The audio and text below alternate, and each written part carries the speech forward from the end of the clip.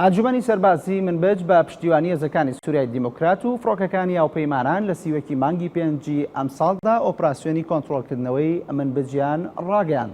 ئۆپراسیۆنەکە لە دوو بەرەوە دەستی پێکرد، بەرەی یەکەمیان لە بەنداوی تشرینەوە و بەرەی دووەمیشیان لە پردی قەرەقۆزانەوە پرۆسەکە بە تەواوی دەستی پێکرد.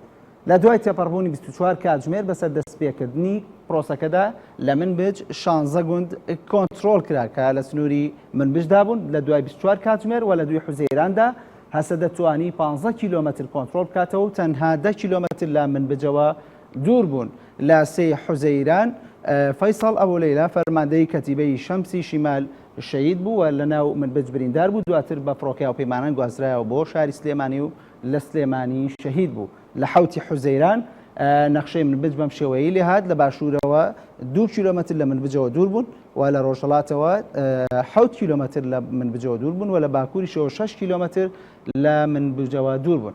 لە نوێی حوزەیراندا فەڕەنسا هێزێکی خۆی ڕەوانەی منبەج کرد بۆ هاوکاریکردنی هێزەکانی هەسەدە و لە 11ی حوزەیراندا ژمارەی ئەو گوندانی هەسەدە کۆنتڕۆڵی کردن لە گەشتە 100 گوند لەلایەن هەسەدەوە کۆنتڕۆڵ کرا. لە 12ی هەمان مانگدا شارۆچکەی منبەج بە تەواوی لەلایەن هەسەدەوە ئابڵۆقەدرا و لەلایەن هێزەکانیان و ئابڕۆقەی شارەکەیاندا لە دوای تێپەڕبوونی 3 هەفتە بەسەر دەستپێکردنی ئۆپراسیۆنی کۆنتڕۆڵکردنەوەی منبەجدا بە پێی ئامارەکانی ڕوانگەی سووری 450 چەکداری داعش کوژراون و 59 شەروانی شەهید بوون و جگەلەوەش لە هاوڵاتیانیش زیانیان پێگەشت بوو، بۆیە 49 هاوڵاتیش شەهید بوون لەو پرۆسەدا.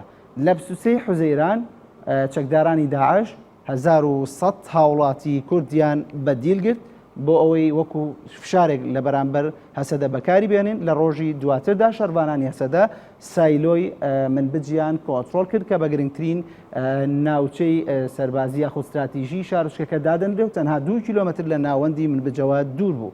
لە سێ ئەم مانگەدا چەکدارانی داعش بەمەبەستی شکاندنی گەمارەوەی سەر منبەج لە سێ بەرەوە هێرشیان کردە سەر هێزەکانی هەسەدە، بەڵام هێرشەکان شکستیان هێنا. لە 15ی مانگیشدا 15,000 هاوڵاتی مەدەنی ماڵەکانی خۆیان لە منبەج جێهێشت، ڕویان کردە و ناوچانی کە لەلایەن هەسەدەوە بەڕێوە دەبرێن. لە 19ی مانگیشدا بەهۆی بردومانی هەڵەی هاوپەیمانانەوە نزیکەی 165 هاوڵاتی مەدەنی شەهید بوون. لە 21 ئەم مانگەشدا و لە پاش تێپەڕبوونی 52 ڕۆژ بەسەر دەستپێکردنی ئۆپراسیۆنەکە هاوڵاتیانی منبەج دەستپێشخەریان پێشکەش کرد بۆ ڕاگەیاندنی ئاگربەست بۆ ماوەی 48 کاتژمێر، واتە بۆ ماوەی 48 کاتژمێر ئاگربەستیان ڕاگەیاند.